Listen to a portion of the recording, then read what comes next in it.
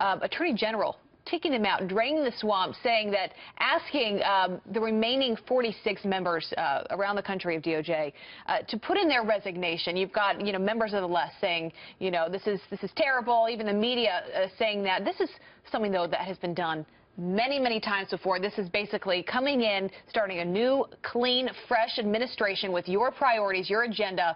What is your take on this? Well, I was kind of stunned by it, but I have to say I had some inside information. If my voice is kind of muddled today, it's because I was out last night with Sean Hannity and Bo Dietl, and you know how dangerous that can be. Oh, man, that's a combo. But I believe that Sean Hannity has become the second most powerful, influential person in the country when it comes to our political life. He talks to the president every day. Sean on Thursday night went on an absolute rant about the U.S. attorneys and how they and others in the deep state, in the in the permanent government, have been undermining President Trump and leaking information and perhaps not working 100% behind the president's agenda.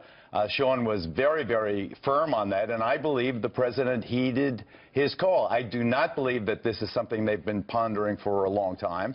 I thought, for example, that Preet Bharara, the U.S. Attorney for the Southern District, who I know well, I mean, a person who's had a tremendous impact in terms of going after public corruption here. He took down the Republican state senator, head of the state Senate, Dean Skelos. He took down Sheldon Silver, the Democrat head of the New York State Assembly. He had focused on Mayor de Blasio, who's up for re-election here in New York. Bo calls him Big Bird, going after de Blasio for possible campaign finance violations, going after Andrew Cuomo's staff for bid rigging and other things. So I'm shocked that, and Preet Bharara had a meeting at Trump Tower in which Preet Bharara, after the meeting, announced that Trump had asked him to stay. You say you're stunned, but isn't it just that it's, first of all, they all serve at the pleasure of the president. They certainly do. This is standard practice. Other administrations have gotten rid of all the U.S. attorneys and through a clean slate so they can emphasize, as Abby said, their own priorities. So why are you stunned if it's pretty standard? Because I explained how Preet Bharara is probably the highest profile of the U.S. attorneys.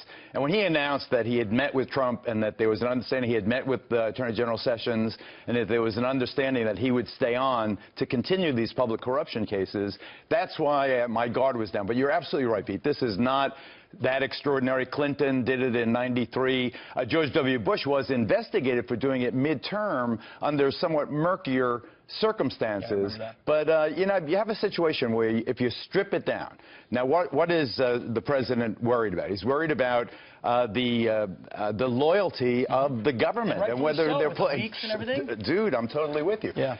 Preet Bharara, having extolled his virtue as a prosecutor, I also have to point out, is a Democrat who was the counsel for Senator Chuck Schumer, the head of the Democrats in the United States Senate. Chuck Schumer became the enemy of Donald Trump. So here's Preet Bharara, who was Chuck Schumer's right-hand man. He's now the U.S. Attorney in the Southern District. So you could certainly see why the president, upon pondering whether to keep Bharara, would say, wait a second. This dude is with the bad guys. Why am I keeping him in my house?